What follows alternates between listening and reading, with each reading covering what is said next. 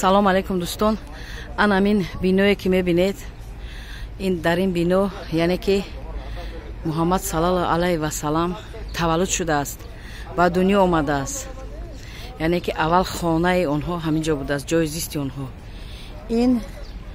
ин манзил ҳозир дар назди ҳамин қариби Каъба аст, дар назди қариби хонаи худованд аст. ин ҷо таваллуд шудааст ва баъдан дар шаҳри Мадина он ҷо истиқомат кардааст то охири умр. мана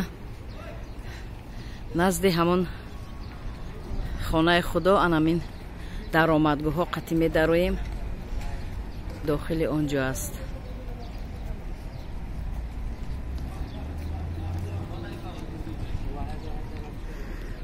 ҳозир мо дохили ин бино мешавем ва мебинем ки дар ин ҷо ё музей аст ё китобхона